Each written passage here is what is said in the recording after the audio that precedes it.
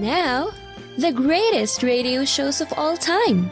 Suspense. The Shadow Node. Washington calling David Harding, counter-spy. Classic radio theater. The Great Gildersleeve. Fibber McGee and Molly. Dragnet. Gunsmoke. The Lone Ranger. Now, step back into our time machine with your host, Wyatt Cox. Good evening, friends of the Inner Sanctum. Crime drama from Phillips H. Lord's, an episode of Gangbusters. This episode is entitled The Case of the Appointment with Death. This was originally broadcast December 18th, 1948. Now, Gangbusters, presented in cooperation with police and federal law enforcement departments throughout the United States. The only national program that brings you authentic police case histories.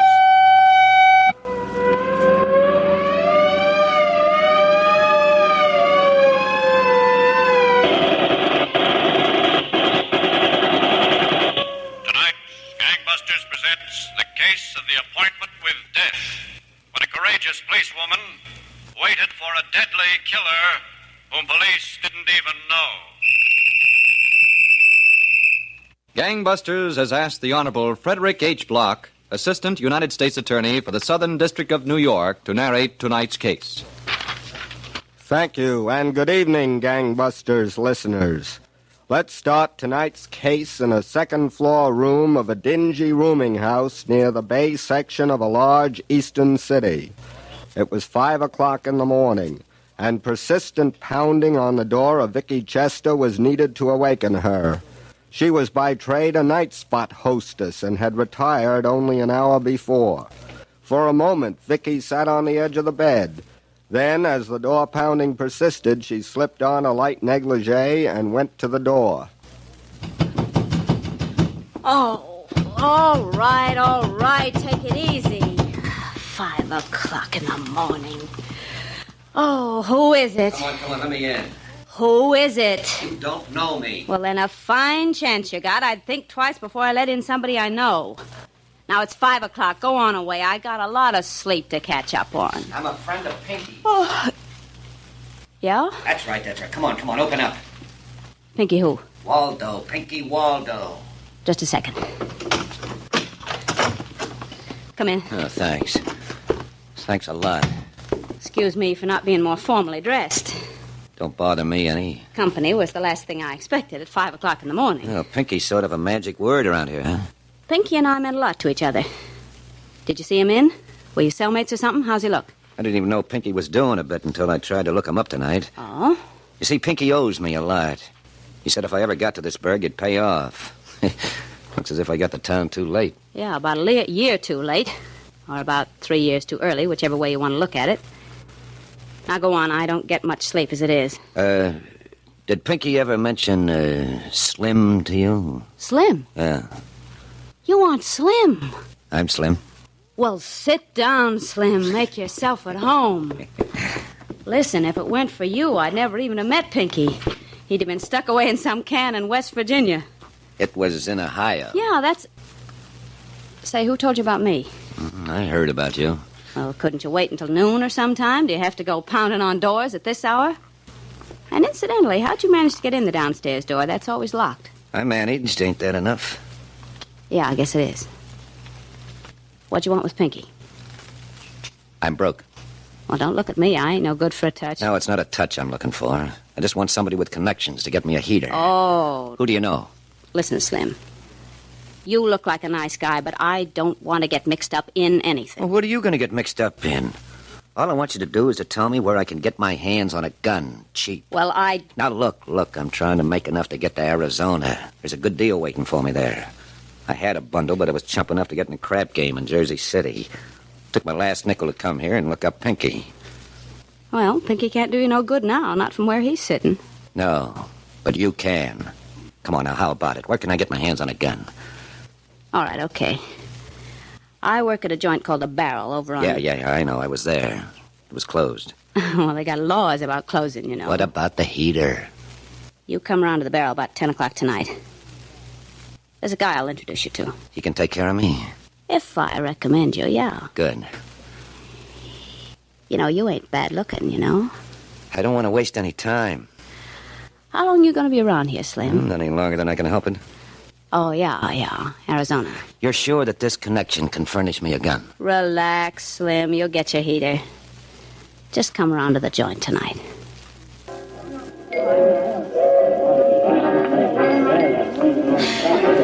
Listen, Vicky, I got no more dough to spend on drinks. Where is this clown? You're always in a hurry, Slim. Sit still. He'll be here. You're sure that he can take care of what I want? You'll get to Arizona. Don't...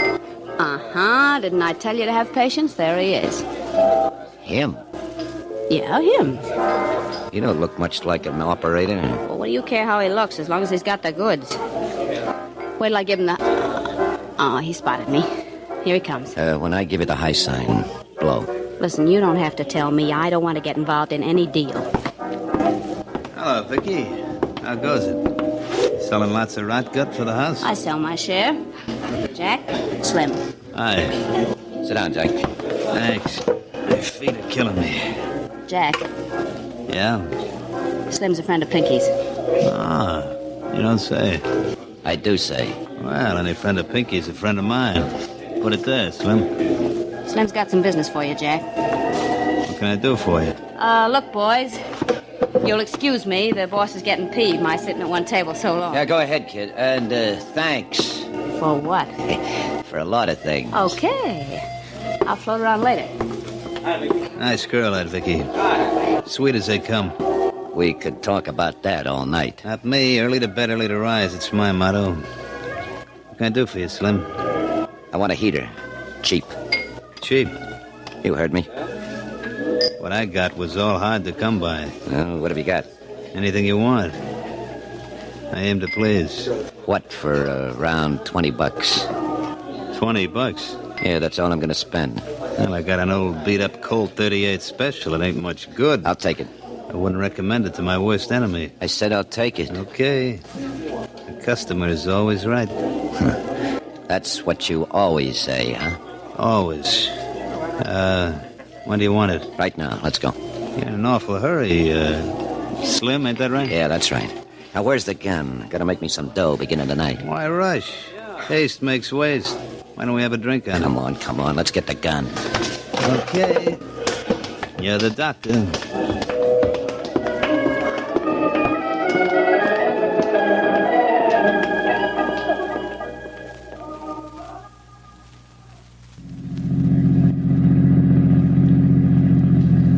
What do you say we take a turn up 80th, Sarge? Sure, Ed. Up and back and we'll call it a night, okay? Yeah, I got... Hey. Look at that. Yeah. Kind of late for anyone to be huddled in a doorway. Let's have a peek at him, eh? Stay here and cover me, Sarge. Right, Ed.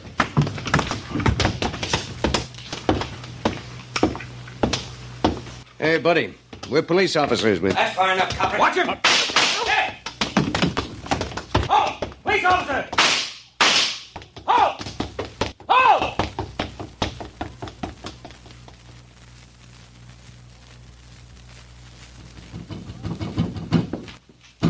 All right. Take it easy. Yeah, what do you want? It's me, Slim. Open up. Oh. How many times do I have to tell you? 5 o'clock in the morning, I'm asleep like all these... Yeah. I was in the neighborhood, Vicky. What's a fine reason? Well, I'm in a jam. I want to stay here a few hours. What kind of a jam? The worst kind. Believe me. Oh, well, then, look, you better get out of here. I can't go out on the street. Not right now. Now, listen, Slim, Pinky or no Pinky, enough's enough. I don't want trouble. What kind of trouble can you get keeping me here a few hours? Well, I don't know. What kind? What do you say we sit down? All right, why not? I guess you'll be leaving for Arizona a lot quicker now, huh? What makes you think so? Well, you get a gun, you get in trouble.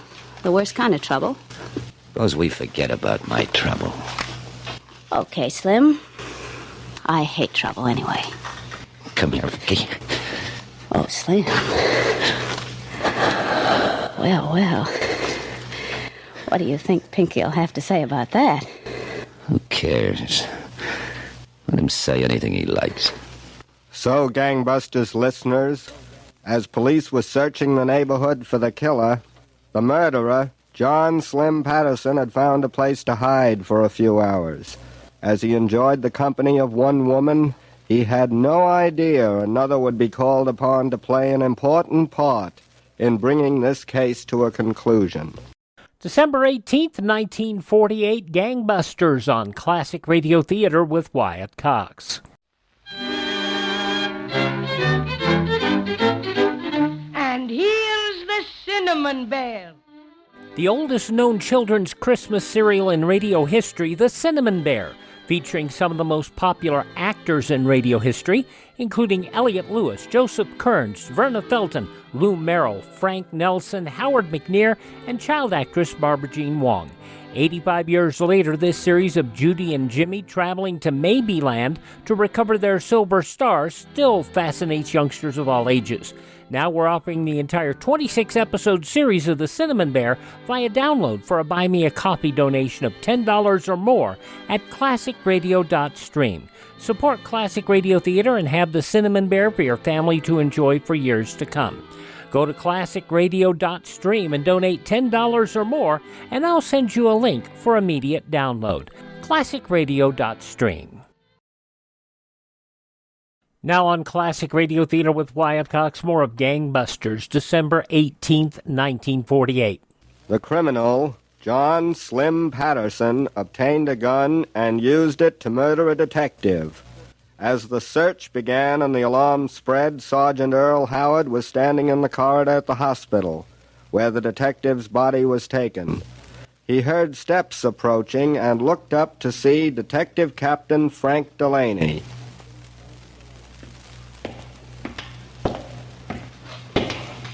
Hello, Sergeant. Captain. He's dead, Captain. He was dead on arrival. Yes, I heard. What about his family? They've been notified? Yes, they're all in there. I'd like to talk to him. Come on. Helen Branch. She's a policewoman attached to the forgery squad. She's a friend of the family, Captain. She brought them. Yes, I know her.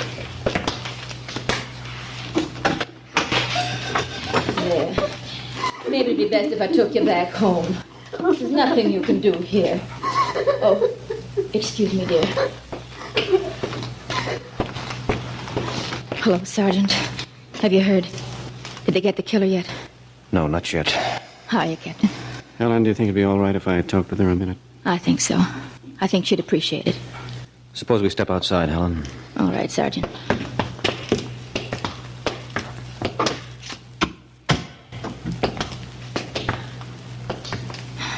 That's an awful thing. For them to wake her in the middle of the night. For them to tell her husband's dead. Yes, I can imagine. Every time he went out on duty, she was afraid it would happen. For years, every day she was afraid. Now she doesn't have to be afraid anymore. Look, Helen, when you go back in, would you tell her we're doing everything we can to get the killer? I wish I could be assigned to it.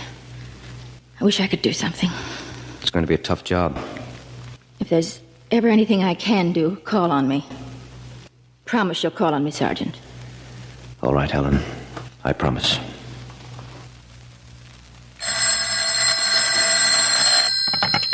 Captain Delaney. Oh, yes. What does it look like? Oh, is that so? Come in, Sergeant. That old, huh? Okay, if you run into anything else, give me a call. Hello, Captain. Sit down, Sergeant. Thanks. That was a report of the bullet that killed Ed. Oh? It was a .38 caliber slug. Apparently, it came from a Colt Special. 40-year-old Colt Special, at least 40.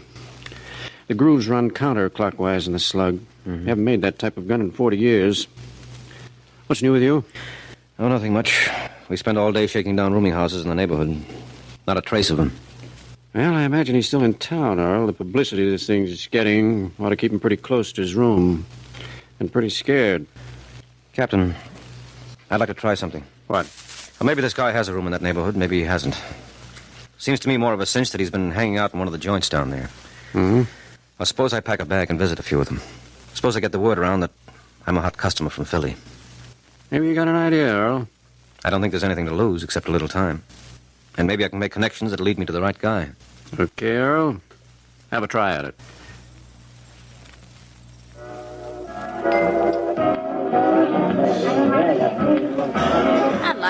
saying, boys. What's another drink? You buy me a drink, Hey, and I'll be... Vicky. What? Telephone. Oh, okay. Excuse me, will you, fellas? Yeah, sure. Go on back.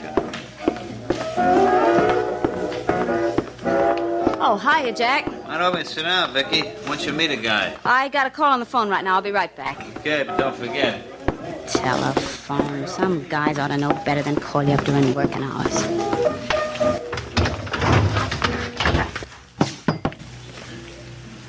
Hello? Vicky, Yeah. Who is this? Slim. Slim, I thought you'd be halfway to Arizona by now. Well, I decided to stick around till things cool off. Look, Vicky, I gotta see you. Listen, Pinky won't be a friend of yours if he finds out what's been going on. Forget about Pinky. Well, look, why don't you drop in here to the joint? Jack's here, and... You think I'm crazy? All right. I get through here in about another hour or so. How about me dropping around to your place? Where is it? Never mind. Well, okay, if that's the way you feel about it, Mr. Slim, goodbye. Fine thing.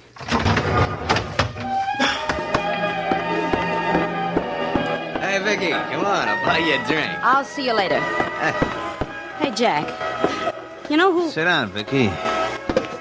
Who's your friend here? This is Earl, Just Earl. Glad to see you. He's hot out of Philly. He's a friend of Big Jake. Is that so? Hotter than a $2 pistol. Listen, I wouldn't go shouting it all over the joint. Look, Jack, the guys in Philly said you could help me get a room. I can't go lugging the suitcase all over town. I told you I'll help you get a room. You know of any place, Vicky? I don't know of any place. Jack, you know who that was on the phone? Oh. Slim. Slim. I thought he'd be in Arizona by now. Well, the operator didn't say nothing about long distance. Hey, you're not going to be like this guy Slim, are you, Earl? I do the guy a favor and he gets himself all jammed up. Jack. What's the matter? I didn't do him a favor? If you call making some dough off a guy a favor... How much could I make? He wouldn't give me more than 20 for the gun. Oh, let's talk about something else. Yeah, room for me, for instance. Hey, maybe we can get him Slim's room. Slim's leaving for Arizona. Well, I don't know where Slim's staying. Ah, come on, Vicky. Don't kid your Uncle Jack. You've been seeing Slim. I don't know where he lives. What do you want from me? That ain't the way I heard it. I don't care how you heard it. Look, this ain't getting me anyplace. The guy's hot around town, Earl. He's got a deal out in Arizona. He wants to get out as quick as he can. If she'll open up and tell me where he is, I'll fix it. I told you, I don't know. Okay, I can't sit around all night with a suitcase. Listen, I can't do you no good. If I could, I would. I can't. Well, what do you say we all take a ride downtown? I can't go nowheres. I don't get off for another hour. What am I doing in your troubles anyway? Find your own room. Oh, you don't get it, Vicky. This is a pinch. I'm a police officer. What? And I don't want any disturbance. Come on, both of you. Listen, I didn't do nothing. What do you want me for? I'm as innocent as a newborn babe. Let's just go downtown. We'll get it all straightened out. Straighten it out, all right.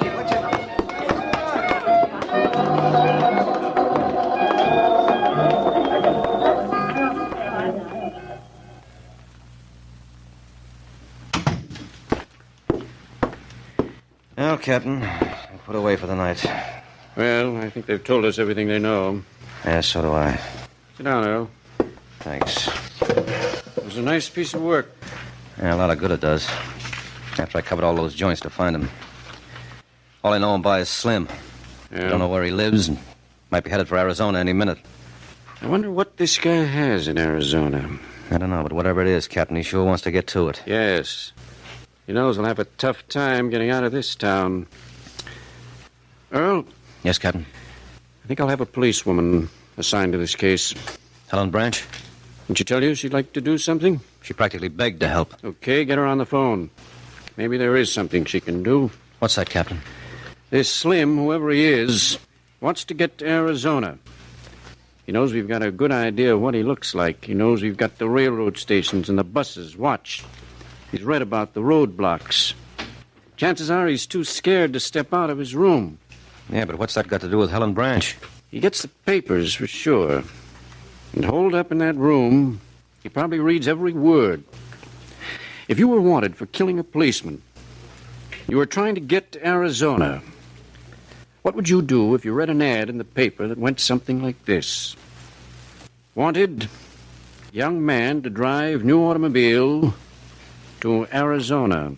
Phone Mrs. Helen Branch, Central... Hey, Captain, that's the ticket. Okay, get hold of Helen and tell her what we've got in mind. You betcha, Captain, right away.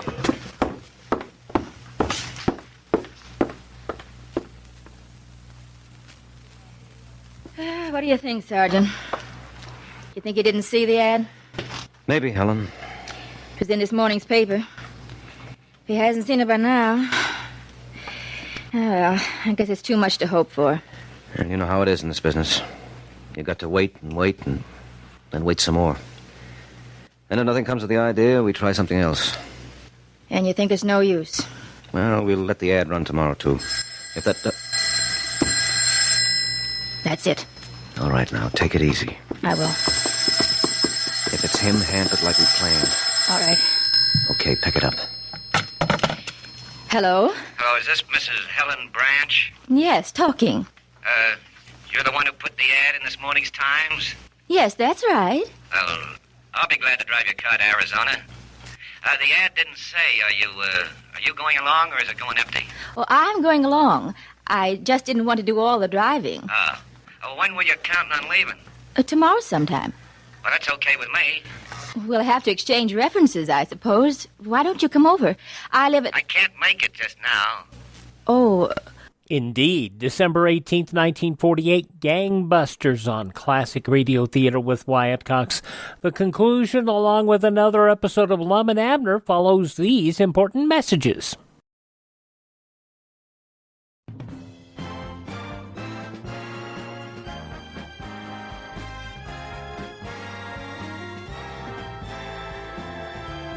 Now on Classic Radio Theater with Wyatt Cox, the conclusion of Gangbusters, a Phillips H. Lord's production.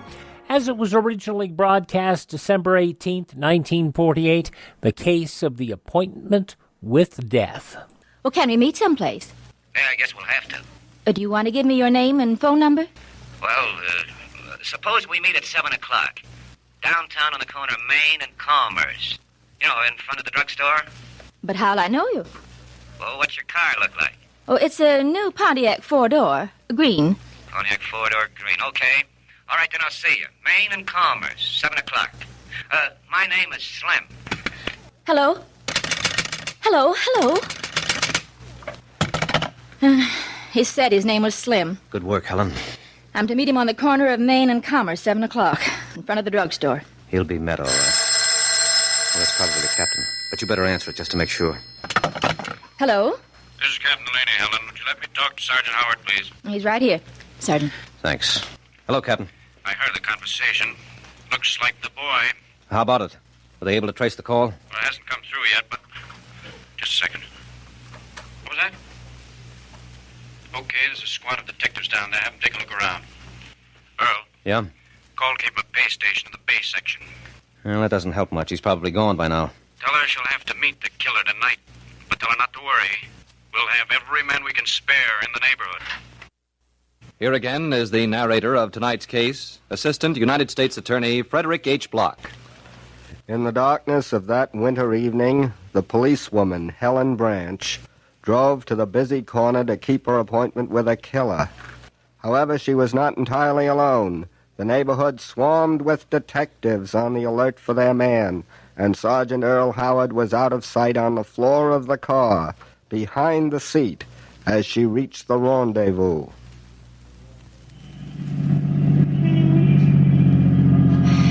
We're lucky. There's a parking space. All right, pull in.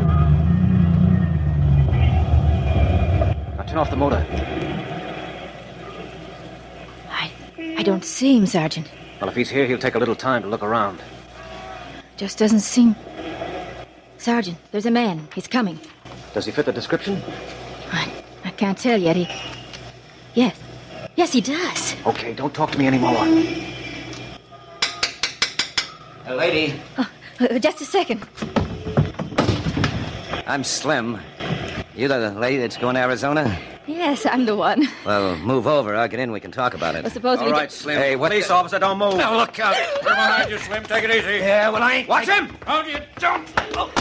That's good. That ought to hold him, Captain. Take care of this guy, man. All right. Come on, you. It's nice work, Helen. Thanks, Captain. All right, man. Let's get him in.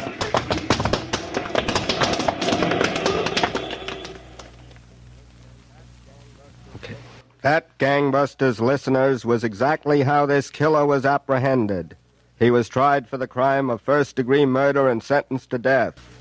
The man who sold him the gun, an almost equal menace to society, is now serving a life term as an habitual criminal. Well, thank you, Assistant United States Attorney Frederick H. Block, for this enlightening case history. And Gangbusters, congratulations to all the detectives who participated in the investigation and to the brave policewoman who was of such great assistance in trapping this murderer.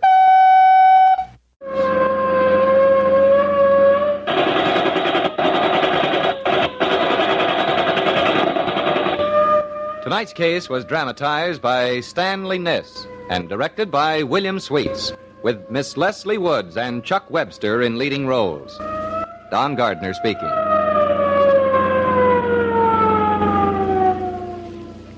Gangbusters is a Phillips H. Lord production. Phillips H. Lord's Counter Spy and Mr. District Attorney, all big hits on radio, but this, the original, Gangbusters, going back to December 18th, 1948.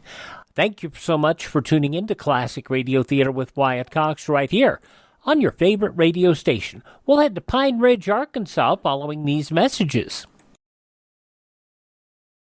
Thanks so much for tuning in to Classic Radio Theater with Wyatt Cox. Our friend Ted over at RadioMemories.com has just gone through and done a major cleanup and a major restoration of Lum and Abner, and we've been listening to some of those shows. Like this set of shows where Lum got visited by food critic Duncan Hines.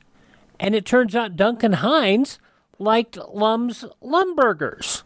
So we're going to hear about how to make them, maybe, in this episode of Lum and Abner, originally broadcast December 18th, 1946.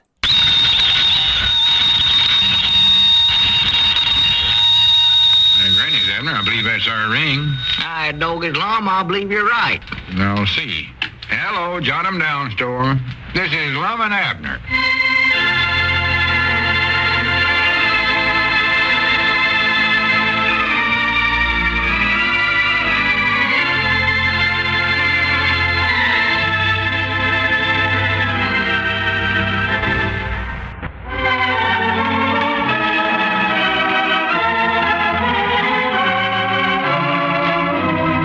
See what's going on down in Pine Ridge. Well, as we look in on the little community today, we find the old fellows in the Jot 'em Down store and Meadowlark restaurant. Lum has recovered from his fall and is now trying to remember how he made the famous Lumbergers. Listen. Well, Lum, why don't you just put any old thing in the world in that Lumberger? No, it's got to be just like I made it for Mr. Duncan Hines. Well, who's going to know the difference, Lum? You got that crowd of people starting to line up out in front of the restaurant there. All of them's wanting Lumbergers, so you better cook up something for them now. Yeah, I know that. It's got to be just right. How did they all find out about them Lumbergers anyway? Why, the news is spread all over town. After they found out that Mr. Duncan Hines liked that Lumberger, now everybody in town wants to try it, you know. Grannies. But, Lum, these folks will never know the difference. They never have tasted a Lumberger before. Abner, you don't seem to get the idea. Mr. Hines come in here, and I cooked up something great for him. By accident. Yeah, it don't matter how I done it. Point is that I cooked it, and it come out wonderful. Yeah. And Mr. Hines is going to recommend it. I know it. So it's got to be just exactly the way it was for him. If I done anything else, I wouldn't be keeping faith with him. Well, I still don't know what you're going to do about all them folks that's starting to line up out there. You made that public announcement over the party line, too, saying you're going to start serving your famous Lumbergers at 2 o'clock today. Reckon most of them heard that, Lum. You got to go through with it. Yeah, I forgot about that. Maybe I oughtn't have did that.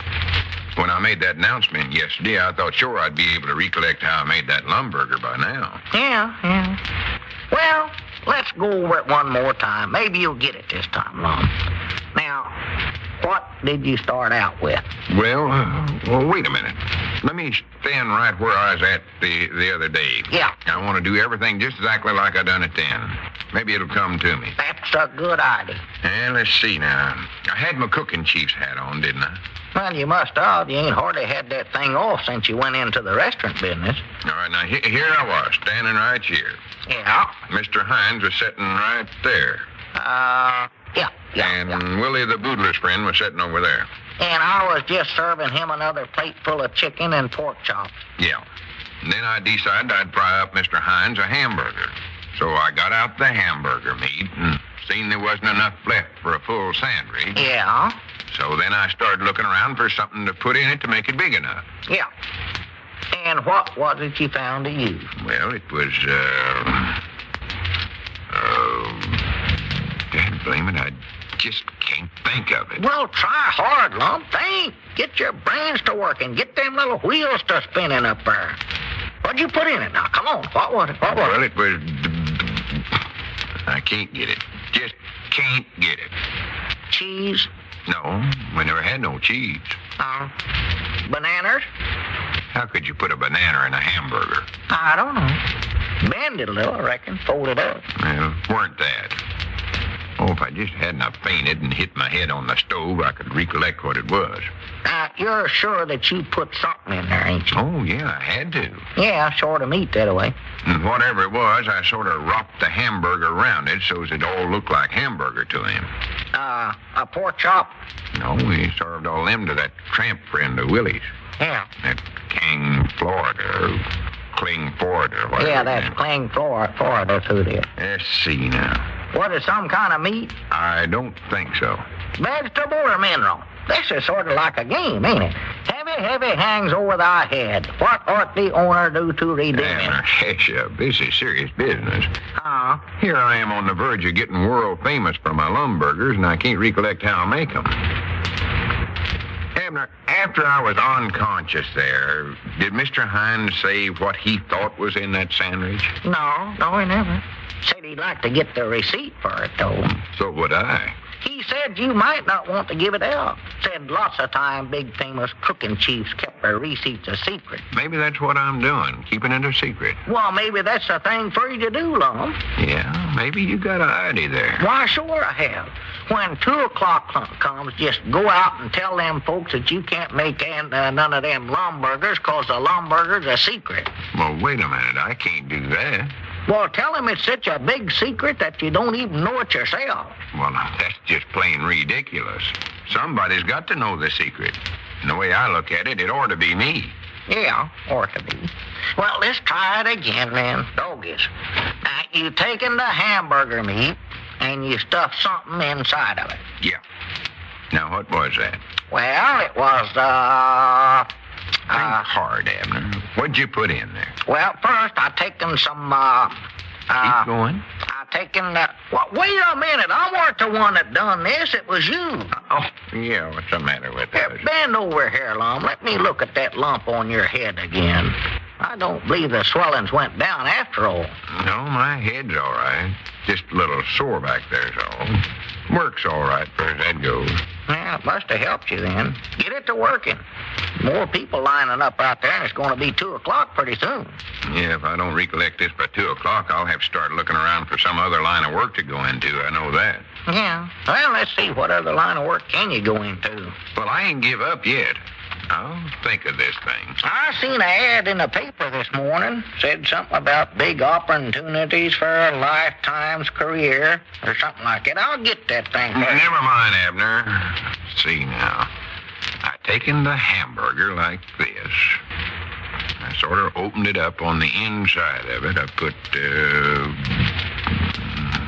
did I put inside? Here it is, Mom. Here it is. I've got it. Well, what is it? Hurry up. Tell me. What is it? This advertisement I read in the paper. Oh, my goodness. I thought you recollected what I put in the hamburger. Oh, it surely weren't nothing like this. Paper wouldn't taste no good. Mr. Hines said whatever it was tasted awful good. Must not have been paper, Lum. Well, I never said it was, Abner. Why don't you stop getting them silly ideas and help me? That's what I'm trying to do, is to help you. Here, now let me read this to you. A 3-year training course leads to a lifetime position. Abner, I ain't got time to listen to that now. I started out with hamburger. I know that for sure. Taking the bun. High school or college graduates with good record. Well, you ain't no graduate. You got a good record, though. You ain't been in jail for over a year now. Time she was in it was a mistake. Sorta. Abner, will you please hash that up? Apples? No, applicants must be between the ages of 17 and 35. Uh-oh. What's the matter? Your lifetime career just ended, Lum. You couldn't get under the wire if you added them two ages together. Oh, I don't know about that. Well, it's a shame you can't get in on this. It says here that salaries compare favorable with earnings and other occupations. Well, here, let me see that. Well, wait a minute. Don't be jerking and grabbing. What line of work is that, anyway? Bank president? No, it's Lum, get your hands off there. It's the student nurses. That's what it is. Nurses? Yeah, it says right here. Check with your nearest hospital for complete information. Oh, well, that's for girls. Well, I don't believe they'd notice the difference if you wear that apron you got on. This is a cooking chief's apron. Not no nurse's outfit. Yeah, it says here, too, Lum, that there's a big demand for Army nurses. It says Army hospitals now caring for wounded and otherwise disabled men from the recent war have urgent need for the return of 750 Army nurses. Abner, I told you I ain't interested in that. Well, no, Lum, but some other folks might be. We ought to tell everybody we can. They need them. Tell them. Don't be telling me about it. I will. I'll make an announcement over the party line. Get these girls around here. It was in the Army nursery. I ain't type for it myself. No. Now, let's see. I've just got to figure this out. Thank goodness it ain't the type. I'd hate to have to wait on me. Abner, what do you think would taste good with a hamburger? Well, personal, I like a cup of coffee with it, Lum. A cup of coffee? Yeah. You can't put coffee inside of a hamburger. No, not unless you leave it in the cup. That'd make it hard to eat. Let's see now. Crunchy. Standing just about right here, and I had to step over this way to get the hamburger meat. And Abner, I thought I told you to mop up back here. Huh? There's jelly or jam or something spilled all over the floor back here. Keep stepping in it. Oh, them's fig preserves, Lum. Well, whatever they are. Get them out of here. Can't think if I keep getting my feet stuck to the floor. Yeah, well, Elizabeth cooked them up. We brung them over here the other day and give them to that friend of Willie's the Boodler. I don't care where they come from. Mop them up. Yes, sir. I'll tend to it. Lumberger. What would a feller put in a lumberger? I'd write Duncan Hines and ask him what he thought was in it, but I hate to admit to him I don't know how to make them. Yeah, here, step aside, Lum. I can't mop with you standing there. Well, get some water. You can't do no good with a dry mop. This one's kind of damp. I'll get what I can with it. Oh, for goodness sakes, Abby. Here, give me... Well, wait a minute, Lum. Hey, Lum, watch out. You're going to trip there. Look out, Lum. Oh, me. He hit his head on the stove again. Lum, can you hear me, Lum? It's me, Abner, your old pal. Are you hurt, Lum? Me, my head. Here, I'll get you some water, Lum. Oh, my head. Oh, my goodness, blood. Oh, no, that's fig preserves there, Lum. Fig preserves? Yeah. Granny's, Abner, that's it. That's what I said. No, I mean, that's what I put in the hamburger. Fig preserves? Why, sure, fig preserves. Right in the middle of the meat. And then you spread some peanut butter on a bun. That's it. Granny's, help me up, Abner. I got another jar of them fig preserves, and then unlock the door. Tell them to come on in and get the biggest one treat they ever sunk their teeth into. Lum Eddard's world-famous Lumbergers. Get the griddle hot.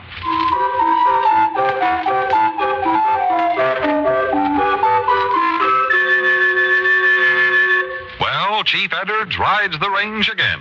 Everything from Lumbergers to elephant sandwiches.